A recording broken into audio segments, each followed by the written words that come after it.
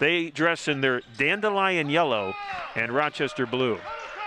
Now, one thing to keep in mind, Ron, just to set the stage a little bit, if this game is so important right now for Case, if the standings stay relatively how they are right now with WashU and Emory at the top, this game right now is fighting for third place. In the past 3 years, the UAA, the University Athletic Conference or Athletic Association, has sent 3 teams to the tournament.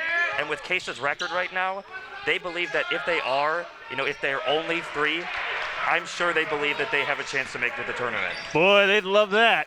They've got to answer today, though, against a very talented team. So we're going to test the mettle of this Spartan mentality today. Can they respond after Friday night's loss to Emory? That game was 74-70 with 2 minutes and 2 seconds left. And then Emory hit a big 3, and then there was free throws from there on out. It was 80-70. The loss is the final. That's 2 turnovers for Rochester. Frilling with the basketball. Prendergast hit the jump shot from the right elbow to start this game. Hines with a screen out top. This is Cole Frilling on that left baseline. Bob Fowler now with it. Fowler out to Frilling. Cole with a nice ball fake. The open look. Knocks it down. That's a shot Cole's going to want the rest of the game. They're giving it to him. The big men on the screen and rolls right now are showing pretty hard. Let's see if Case can take advantage of that. So that action, what they did right there, Ron, on the side is what they'll do most of the game.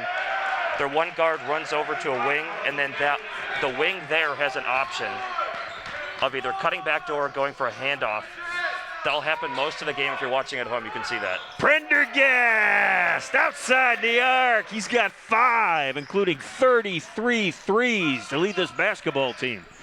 Yeah, Brian, this is exactly the start we were expecting. A little slow last game, and they came right back. This is a hot start right now for the Spartans. Soft shot wouldn't fall for Gang. This is Cornicker. Griffin to his graduate teammate, Mitch Prendergast, the leader in scoring. Hines loses the handle.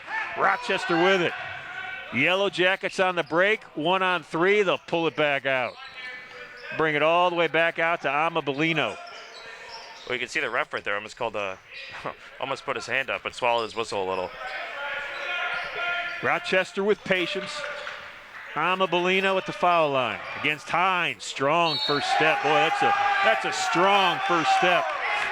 That's a great take right there. You could see in the first couple of possessions that Hines was trying to lay off of him. We can see why he's going to go hard to the basket. Now, are we going to lay off of him enough to force him to make him to shoot, or is he just going to keep going to the basket? We'll see. That was a strong take. He's proven that he can do both. Mm-hmm. If you lay off him too much, Jack, he can knock that down. He did to get the first basket. Kept alive, and Hines will pull it down. This is Cornicker and Frilling. Cole Frilling. He's a scoring machine for this Spartan basketball team. They'd love to see him get warmed up on this cold mid-January day. Now, Ron, you were just saying earlier in the pregame, Rochester right into the zone. You know they had to be watching the Emory game yesterday, on Friday. Saw that it bothered the Spartans. They're right into it. Frilling left it long. Now, if I'm Case with it. If I'm Case, I would love to get into a set next time down, try and get a structured shot. They were a little bit discombobulated there. I think they can attack that zone pretty easily. That's Frilling with the block of Amabellino from Cornicker. Ball nicks and tips and falls out of bounds. It's a turnover for the Spartans. You know, getting to sets is one way. Another way to beat a zone is just doing it. You know, you could say the old-fashioned way and is just beat them down the court. That's what Case was trying to do right there. And right, don't let them set up in it, right? Exactly. Messina with the basketball. He and Nordsay out top. Amabellino now with it. Hines on him. Rochester running that motion offense. Shots missed to the right. Here comes Frilling and Cornicker. Griff up the middle. Looks left. Bob Fowler from way out. Amabellino with the rebound.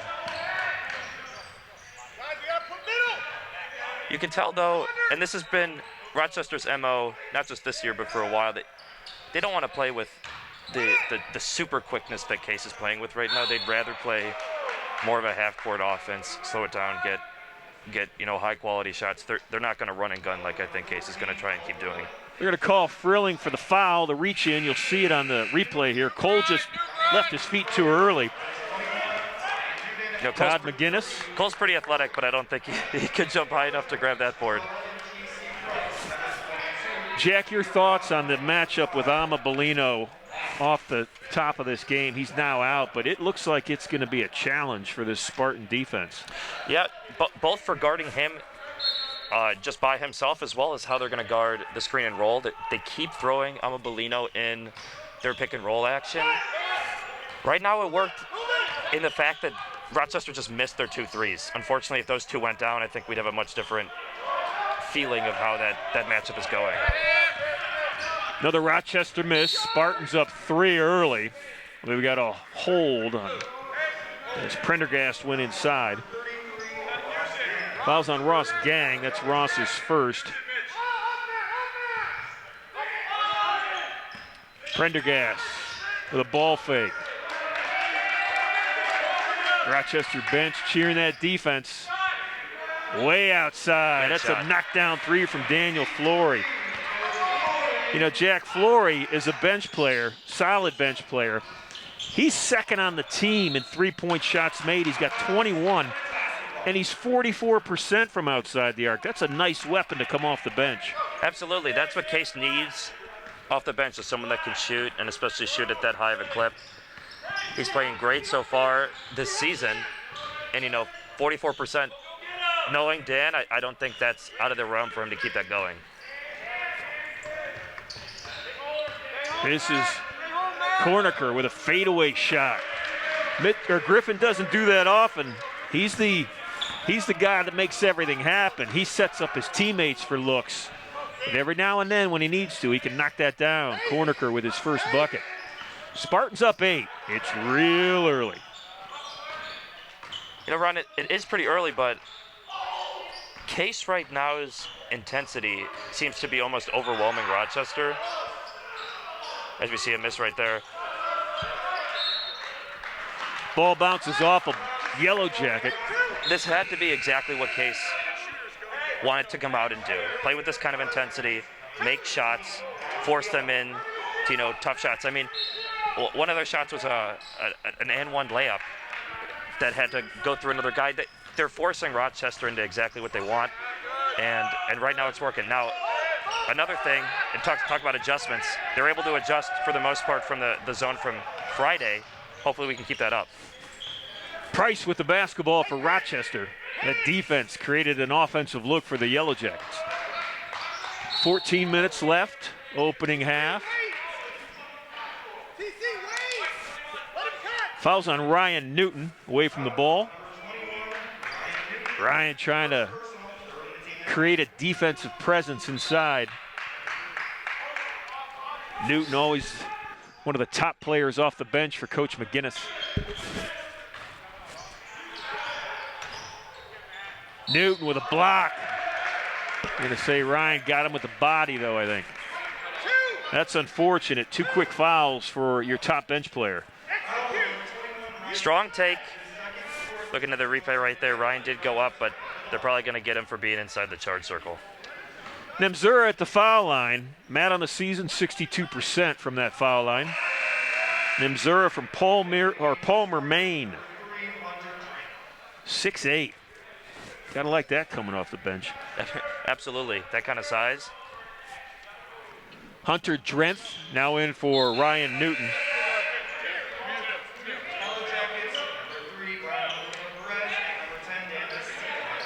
Drenth, a 6'8" sophomore from Revere High School. Hunter wears number 3. He's down on the right block right now. This is Hunter, splitting that zone.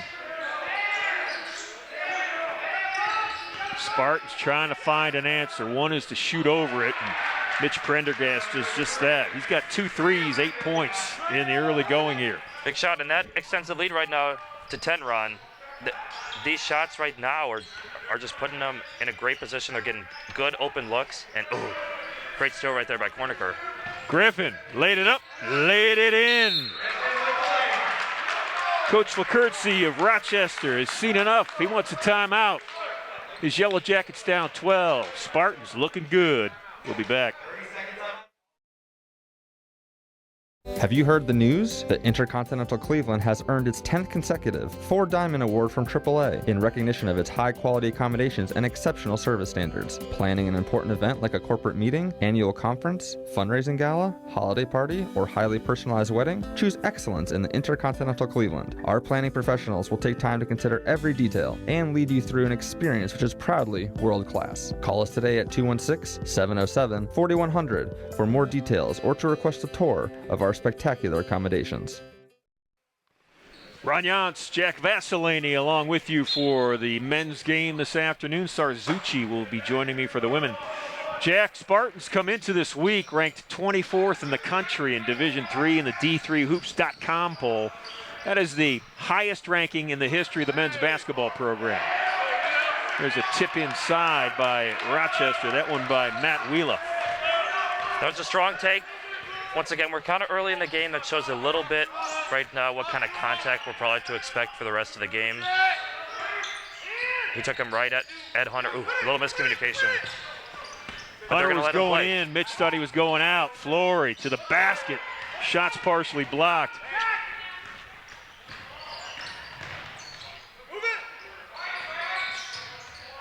Amabellino back in the game now. Listed at 6'7". He looks much bigger than 6'7". I mean, Hunter Drent's listed at 6'8". Amabellino looks like he's 2-3 inches taller. Went to Drent and scored it off the glass. You know, Ron, that's a polished move for a big man. Very athletic. That's really hard to guard. Flory for three, left it short. It was 17-5. Rochester on a 4-0 run. Coming out of that timeout. High screen, good defense. You see Case is trying to go under that screen with Amabellino right now. Try and force them and to keep taking those threes. Right now it's working. Rochester doesn't want to take them. Feed back to Amabellino. And Hunter Drent will send him to the foul line. They're going to keep feeding him. Right now he's until they figure out how to defend him. Yep.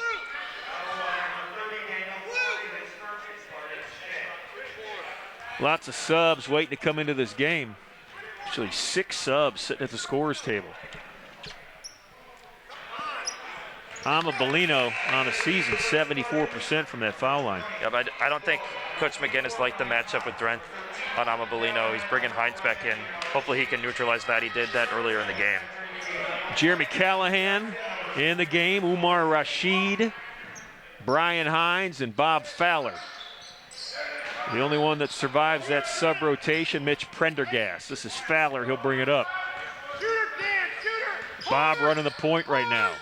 2 high screens. Rashid sets one. Fowler with a fadeaway shot that was blocked. Drew Jackson with a handoff. Messino with it. Beautiful play. Messino on the back cut by Amabellino. That was a great set. Gosh, great set by Rochester. They ran into a ball screen on the right side and then right into a screen with Amabellino. The handoff on the right side at that point is nothing more than diversion. They're trying to get Case's defense a little discombobulated so that when they run into the Amabellino ball screen, they actually get contact, which is one of the hardest things to do in ball screens, is to make sure you actually make contact and make a good screen. And that last play, it worked to perfection for them. Jack, the 12-point lead has been cut to 4. It's an 8-0 Yellow Jackets run. It's been led by defense, and it continues.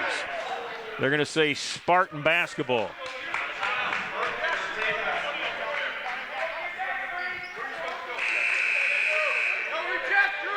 Luke Thorburn will check into the game for Jeremy Callahan. Thorburn wears number 1 from Houston, Texas.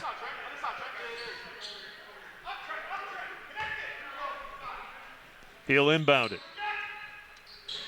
You can see, pretty typical for a lot of teams that play zone. On the out-of-bounds play, you switch over to man. Zone sometimes, unless you're really polished, can be hard to guard in the out-of-bounds. Rochester just went over to man. You see they're staying in it. Inside and drawing a foul. Brian Hines is going to draw it. It'll be called on double 2. That's Umar Basma. That's Umar's first.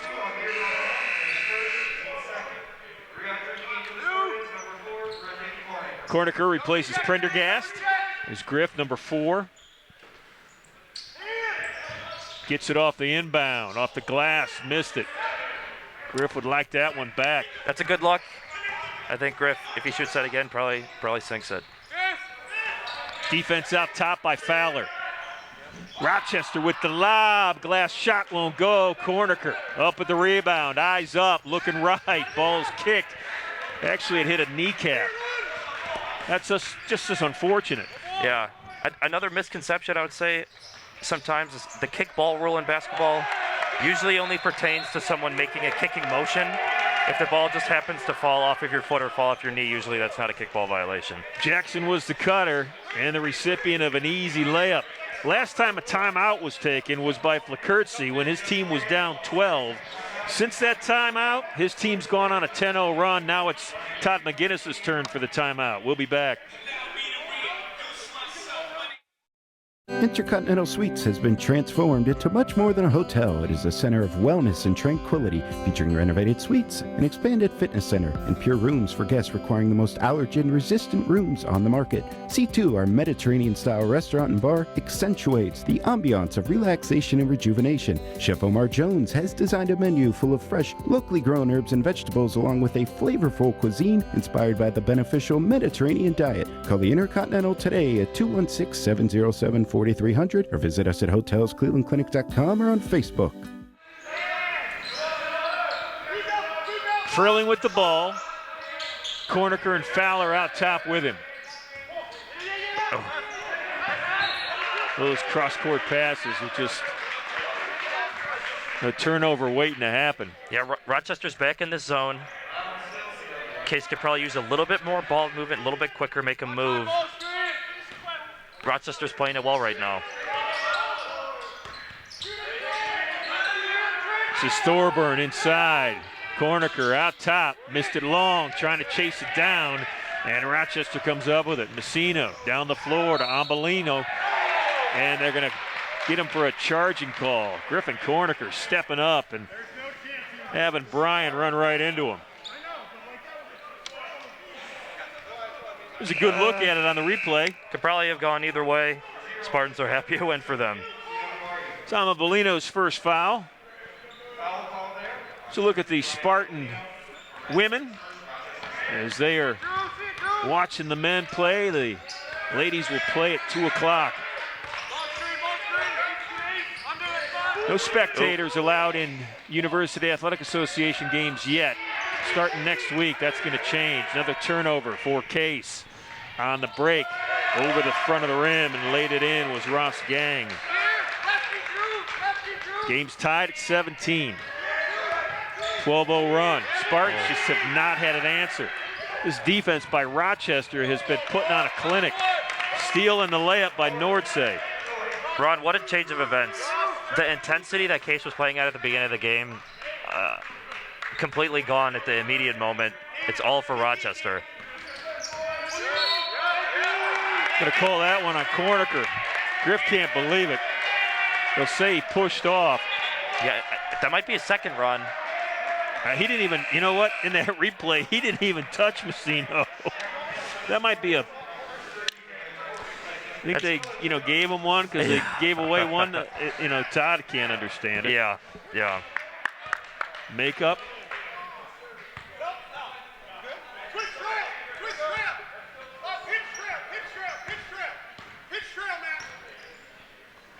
Spartans trying to do something to stop this 14-0 run. That's funny you mentioned that, Ron. That happens a lot with out-of-bounds calls, especially when reffing.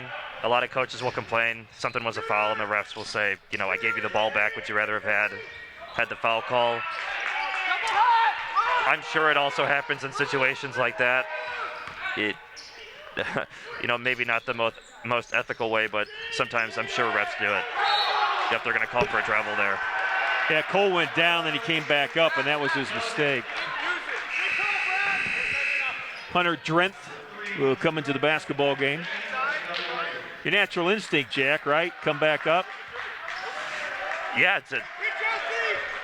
interesting rule basketball has. You're not allowed to stand back up if you're on the ground. You are allowed to dribble yourself Dribble your back way up. back So up, if he yeah. kept his dribble, he could get back up, but not if you pick it up. Amabellino against Newton. Spin. Left-hand layup.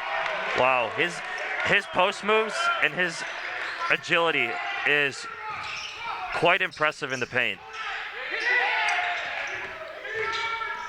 That defense is relentless. Newton got it. It's a 3, and Boom, boy, big- oh boy, did his teammates need it. Big shot from Newton, keeping him in the game right now, cutting it down to 1.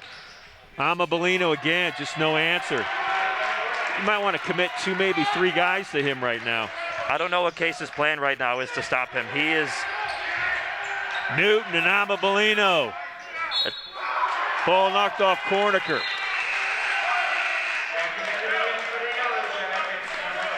So Ron, here's another thing to consider as we keep going forward and trying to guard Amabellino.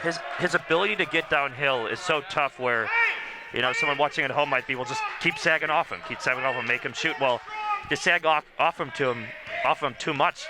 At some point you're going to get to the charge circle and it doesn't even become a shot. It becomes, a little layup. He's so quick. Right now Newton's putting up a good fight right there, good defense. What if you double down on him when he gets that ball? I'm sure Coach McGinnis is thinking about that. If he's not thinking about it right now, he'll probably institute something like that at halftime, especially with the way Rochester isn't able to hit any shots right now. I wouldn't be surprised at all if Case is going to send a doubler soon. So Amabellino and Newton went up for that rebound. It went off Ryan. Rochester will keep it. That basket by Newton, that 3, it was nearly 6 minutes that Case went scoreless. Basketball's a game of runs. It always is. Case went on their run at the beginning. Rochester was on their run.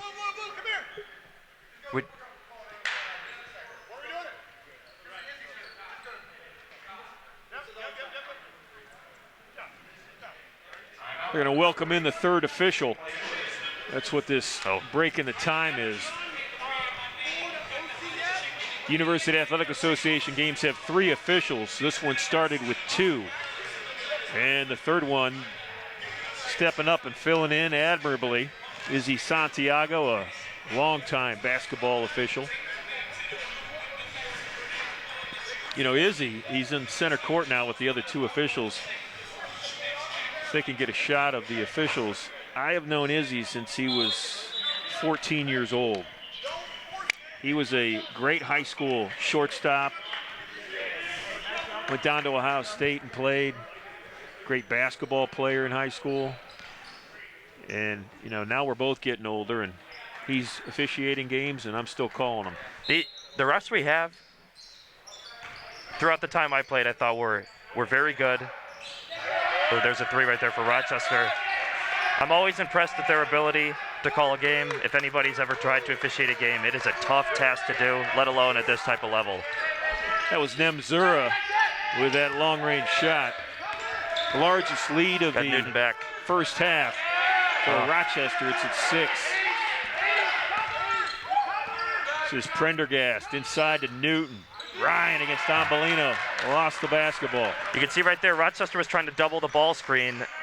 It was almost going to hurt him. They left our best shooter, Dan Flory, open on the 3. They just got to steal right in time to save him. Flory got a little bit of that ball, blocking it. Amabellino steals it from Corniker.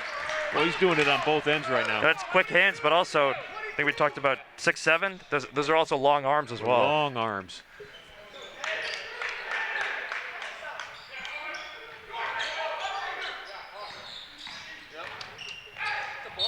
See, unfortunately, Ron, that's a situation too where, and this is what happens when you have a player that's playing as good right now as Amabellino. Both Case players just went with him and left Nordsay to go right to the basket. He's going to get 2 shots there. Nordsay, they're just going to keep getting used to it on both ends. Hopefully, Case can figure out a way to stop this run, but Rochester's picking them apart right now. Nordsay rock solid all season at that foul line, 90%.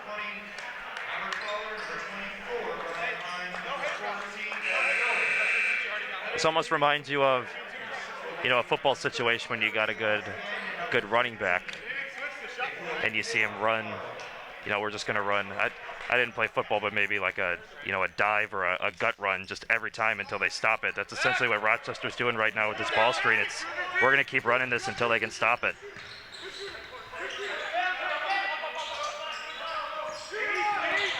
Fowler looking for a high screen, getting it back to Hines. Brian's going to shoot free throws.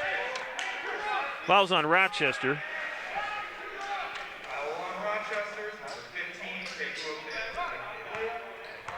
Interesting moment in the game here, Ron.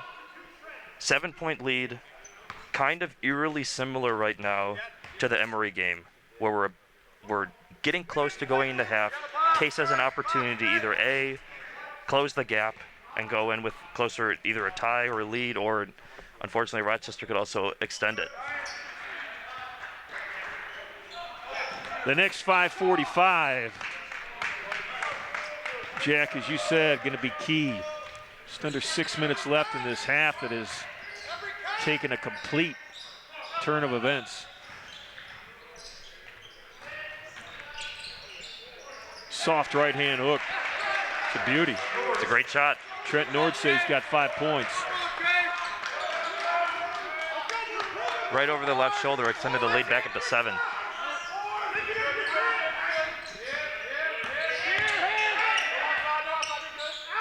Frilling out top with Nordsay on him. Cole running into trouble. Soft fadeaway on the baseline, though. Frilling's got 4. Great touch by Cole. It's not an easy shot, but he made it look easy. Fowler to Frilling. Cole went up. Yep, gonna get 2. Cutting across and fouled him was Ross Gang. It's a good foul. Make them make the free throws instead of an easy layup. Absolutely, and as we were alluding to before, going back to Case's defense, Rochester right now 1 for 5 from 3. Not taking too many, also not making too many. I wouldn't be surprised in the second half if Case tries to maybe make an adjustment towards that, but with the way that Rochester shoots the ball, obviously it's not going. It looks like they do shoot it with confidence. I wouldn't be surprised if they're able to make at least a few more in the second half. Frilling on the season, 83% from the foul line. Made one and missed one. Spartans looking for some defense.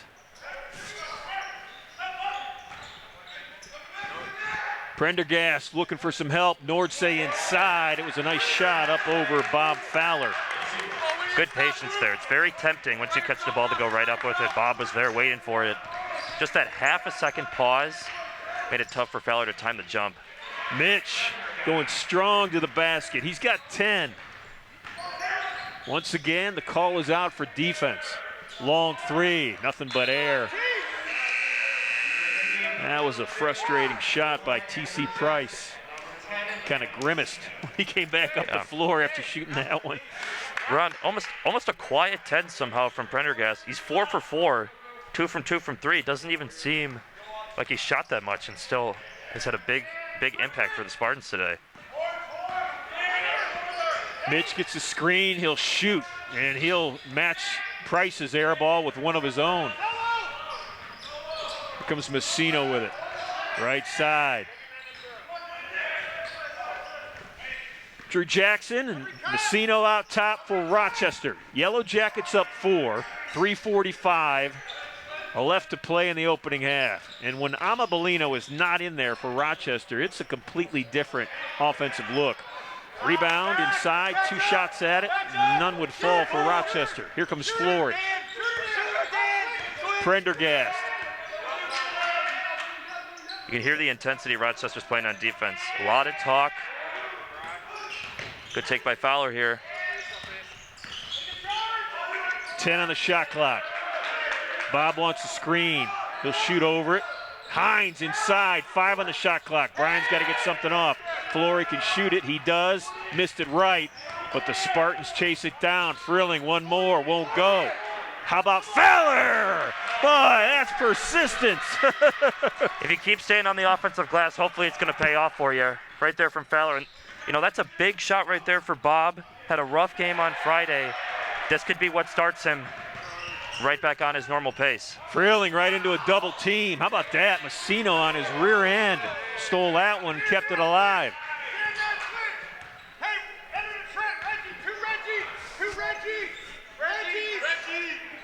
Got so excited on that Fowler follow that I probably bruised my partner's left arm with a rapid three-punch. Rochester's still not hitting any threes. I believe that makes them 1 for 7 right now from the three-point line. Mitch looking for a foul that he did not get. Still a 2-point game right now. The Spartans have battled back. They were up 12, then down 7. Now they're down 2 with 2:05 left. Stick around.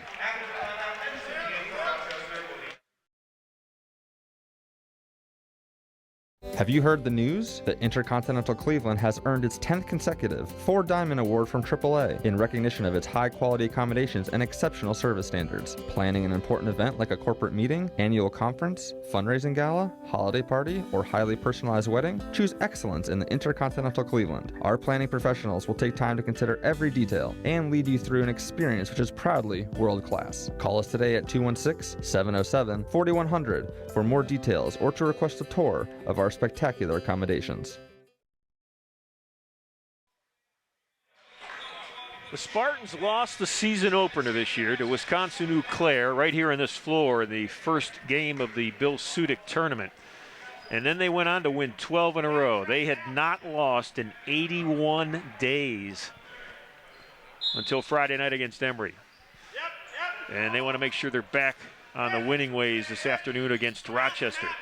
Yellow Jackets, though, historically very good. We've got a whistle and a foul away from the ball. It's going to go against Daniel Flory. It's going to be 1-1, yeah.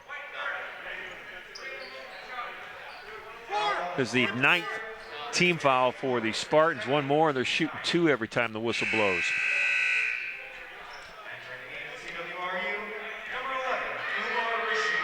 Rashid comes in for Flory. Daniel's out with 2 fouls. Umar back in, second appearance this afternoon. And at the foul line, making his first, is Messino. Messino, a graduate student. Played at Hobart. Makes them both. He was a good player at Hobart. Rookie of the year his freshman year, all league as a junior. Didn't play the senior year that was canceled by most people to COVID. Now in his graduate year here with Rochester.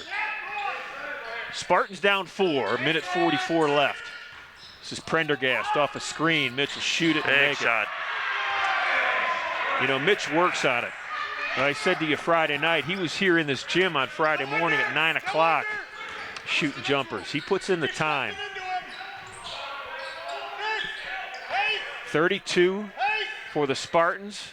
Rochester one better. Amabellino back in the game. Frilling taking a turn on defense now. Cole trying to keep his hips in front of Amabellino. Nice day. And I think that was the difference. He kept his, his hips in front of him. Watch him. Boom, right there. At least for one possession. Yeah. We'll take it there. Yeah. He's a tough guard. Cole did a good job there. You know, in any situation, you want to make the offensive player make a move and stay in front of him, and that's exactly what Cole did, made him make a move, and he lost the ball. Newton. Ryan working against Amabellino. Going for the reverse. Shot was blocked. Ryan's going to shoot free throws. Trent Nordsay got too much hand. He'll pick up the foul. You know, Ron, that seemed like a lot. You can watch here on the replay. Ryan moved through Amabellino pretty easily. I'm sure Ryan's going to want that ball, keep coming back to him. And Ryan's a great passer. If it's not open for him, you know he'll find three-point shooters on the outside. An option that I think Case could go to down the stretch if they need a bucket. Ryan 1 of 2. He's got 4. Game's tied at 33. What a half this has been. Kind of fitting that it's tied. Big run by Case at the start, big run by Rochester after that, and it's been pretty even to follow. Bob Fowler trying to tie it up inside. And they're going to call it. I thought that was on the ground, Ron. Boy, they're giving him the continuation. That's like an NBA look. He doesn't want to hear it from Todd. Yeah, I kind of agree with Coach McGinnis. That was an NBA call. Absolutely.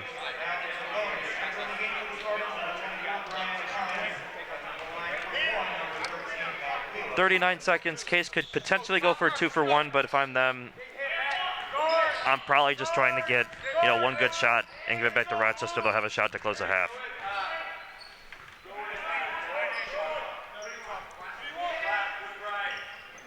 Fowler looking over at his coach. Todd McGinnis setting the offensive play.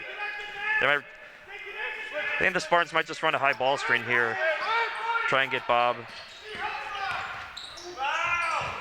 Fowler, contact. Strong inside to Hines, and Brian's going to shoot 2 more free throws. Bob got knocked into next week on that drive by Wheeler. A lot of body.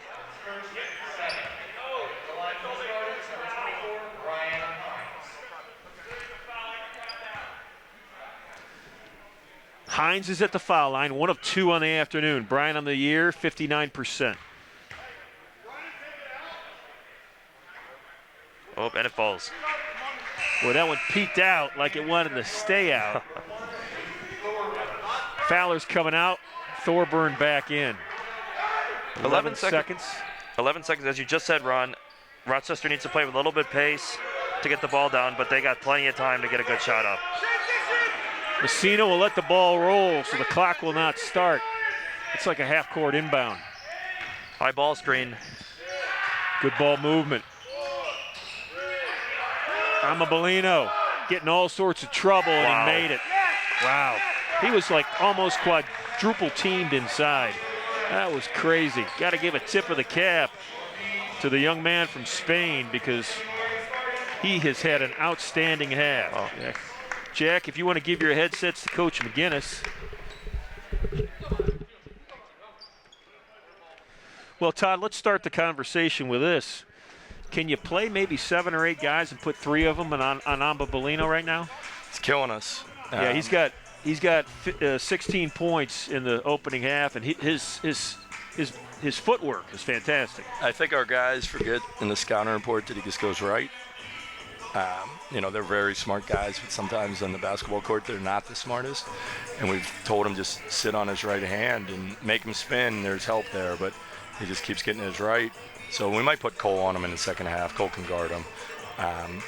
They're good on defense. If they're going to let him, the officials are going to let him hand check and bump us like this, it's going to be a long game. Todd, you jumped out to a 12-point lead, and you knew that, Rochester's going to make a run. They always do. You went scoreless for almost 6 minutes. I don't know if you knew the time on that, but it was I think it was a 14-0 run. Yeah, it was a 14-0 run, but you battled back. And, this is exactly the kind of game you expected, isn't it? Yeah, they're good, but, our careless turnovers in transition, our shot selection is questionable. You know what I mean? And when we decide to take care of it, not just hand them the ball or, take a ridiculous shot, we're pretty good. But, we reverting back to a little bit of stuff we need to work on. And, they're good. They're well coached. They're well coached. All right. Good luck in the second half. Thanks. Todd McGinnis, men's basketball coach here at Case Western Reserve University. Not pleased with his team's effort in this opening half. They're in a dogfight for sure. TJ Shelton is here, the new athletic director. Hey, we want to give a big Spartan welcome to the man to my right, TJ Shelton. Excuse me, I'm going through puberty right now. TJ Shelton, the new athletic director here at Case Western Reserve University. TJ, you started January 1, or was it 2 or 3? Did they give you a couple of days to start the new year? Yeah, I was lucky enough to come in when the university opened on January 4th, so started that Tuesday. So you're just a couple of weeks in? Absolutely. 3 weeks in? Yes, I know how to find my office. I got keys and park. What are your impressions so far? Great. Great people. Very familiar with the conference because I was at Washington University. Great staff, trying to meet everybody, and that's the fun part, the first, 90 days of your job, right? You were at Wash U for 15 years? Yes, sir. 14 years at Ohio State? Yes, sir. You put in the time. Are you glad to have your office, so to speak? Your leadership. You have certainly built your way to the point where you're at today, where this is your thing. Yeah, You can put your impression on something. Yeah, absolutely. It's about serving student athletes, whatever role you're in, and the campus community.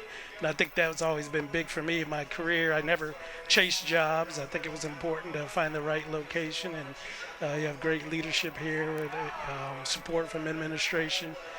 Once again, great student athletes committed to their academics.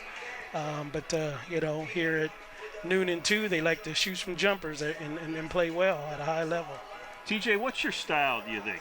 Have you developed one in 30 years of, upper, athletics at a high level? Yeah, I think for me, I'm a connector, relationship builder. So, I want to get to know people on a personal level, really tie their why and our why of why we want to enhance the development of our student athletes. Holistic development. So it's not just, athletically, but how can we help them with leadership skills? They're going to have outstanding jobs, but how can they be great citizens, serve the community and the impact that they have, not only on campus, but in the community. Do you have, you mentioned, 90 days. Do you have everybody's always, everybody looks at 100 days, 100 days of the new president, 100 days of this, 100 days of that. Do you have a goal for 100 days? Do you have any goals coming in early? No. Obviously, you've got long distance goals. Yeah. No good leader, doesn't have those things. But do you have immediate goals? Yeah, I think short term is just try to meet as many people as you can, people. Listen and learn, and about the community and the culture. That was one of the advantages starting right away in January, just because I can come in. I mean, they obviously know what they're doing. Amy, the former AD, we had a great foundation, so great staff. So for me, it gives me time, really just to kind of listen and learn, and we'll kind of build it from there. Now, as a young man growing up in Kansas, that's where you're from. Yes, sir. Wichita State with your undergraduate work. So you're used to the winds blowing and the snow and the winters that you'll have here in northeastern Ohio. But as a young man growing up in Kansas, were you an athlete yourself? What's your sport of choice? I did. My father was a high school coach and teacher, so he was football and track. I also played basketball through, but football was probably my main one. I played a year of junior college football at my hometown, Independence Community College. Had aspirations, but as they get bigger, stronger, and faster, I figured let me retire and join the administration side of athletics. But yeah, really love competition, and it's a chance to kind of continue to serve in this industry as an intercollegiate athletics administrator. I'm sure the answer is yes, but have you had a chance to see DeSanto Field where the Spartans play football in the fall? Yeah, absolutely. It's a beautiful venue, isn't it? Yeah, this whole campus is just, I think that's, what we're going to really tie our recruits to is, the great city of Cleveland and this region, outstanding campus and people, which is most important, and then really try to continue to enhance our facilities, their lab where they can perform and showcase their talents. Well, that was one of the things that you were strong at, raising money to enhance facilities, correct? I think, support. You have a great team. You share the vision. The best fundraiser are coaches and student athletes, right? Because they truly benefit from those resources. So, for me, and our staff, was just an opportunity to make sure we're sitting with the right people and sharing our why and how those resources will utilize and enhance the student athletic experience. TJ, do you have a family that you brought with you here to Northeast Ohio? I do not. My son actually just graduated from Dayton, University of Dayton, in December, so it's exciting. And then my daughter's a senior at Olentangy Orange, so she'll wrap up here this semester, so she's going to stay behind. So I'll be doing a drive back and forth a little bit, but actually just drove back this morning, but joy of snow. And we did get a little snow in Kansas, a little more blizzards, but not as much so far as I've had the last 2 weeks. Do you have any tornadoes when you were there? Yes. That was, Did you Tornado see Alley or Auntie M at any point? Tornado Alley was a joy. Every time I think of Kansas, I think of Auntie M. Right? TJ, I can't let you go without talking to you a little bit about the place that you came from. Yeah. What'd you learn at Ohio State? I mean, you're coming from in the state of Ohio, we call it the Ohio State University. I should have something named after me at Ohio State, at least a bathroom stall or something, because I've had 3 kids that have gone there. So I've given that university a lot of money. Little change. Yeah, right? but T.J. Shelton comes to Case Western Reserve after 14 or 15 years. 14 and a half years. 14 years at Ohio State. What do you have in your back pocket that you brought along with you because of that experience? Yeah, I think in this industry, in this business, obviously their focus is high-level intercollegiate athletics, but one thing we really focused on was student-athlete experience and how can we enhance their ability to compete at a high level, right, and their life skills and leadership skills, and that can be utilized at every institution, right? The media focus on Saturday in the falls, 100,000 people watching big-time college football, and we understand that.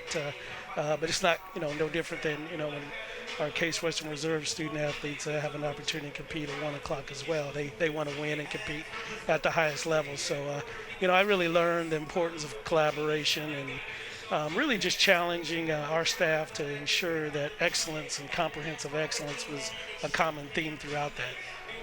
Really our daily decisions. Ohio State's so huge, and the financial backing that they have is almost like playing with house money if you're a gambler. And then you come to a situation at Case Western Reserve University, obviously great alumni, opportunities out there all over the place, but it's different. Yes.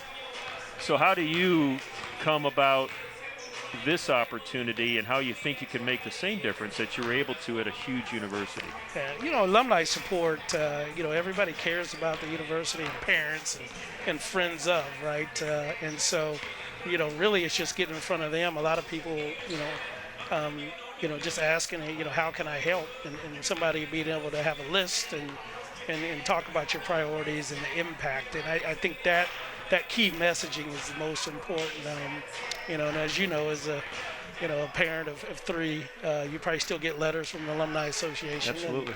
And how they can continue to take pride in helping the university. And there's nothing like alumni pride, whether you competed or, intramurals or club sports or just use the wellness center. And I think that's most important is just, folks that walked on your campus truly understand what a student goes through, Monday through Friday, and then also competing on the weekend. And so, we'll utilize that to really kind of then ask them, here's a way you can assist. TJ, last question. Your dad was a football coach. You were an athlete. You spent your entire adult life in athletics in one form or another. You know the value of a 12 noon game on a Sunday at Horsburgh Gymnasium, or in the swimming pool, or on the track in the fall with cross country, whatever the sport, pick the sport. You know the value of competition, working for a team for a common goal. So in your words, how important are intercollegiate athletics on a college campus? I don't even know if you can put a number on it. Yeah. The pride, these young men right now and our ladies will compete here at 2 o'clock. The adversity you go through, you're playing for your teammates, and really just, finding a way to compete and represent the university, right? We don't have names on the back. There's a reason. It's the name on the front, and they represent the university. So I think people on the outside looking in, it's a chance to say, those guys have done a really remarkable job representing us, and we're going to do everything we can to have a championship experience, and there's some value. People say you learn a lot from losing, you learn a lot from winning as well. Yeah. And you learn a lot about life, too. Yes. I firmly believe that. Yeah, and so, these young men, when they finish up, they'll get a meal. They're all going to go study, and get ready for the academics this week. So, that's, I had no plan B. This was, when I found out you could work at intercollegiate athletics at a young age, I was really excited about that opportunity of student development. Yeah. Well, you've done a great job. Welcome to Cleveland. Appreciate it. Love it. And I look forward to seeing you. Yeah. Invite me back. Nice to meet you. All right? Take care. You got it.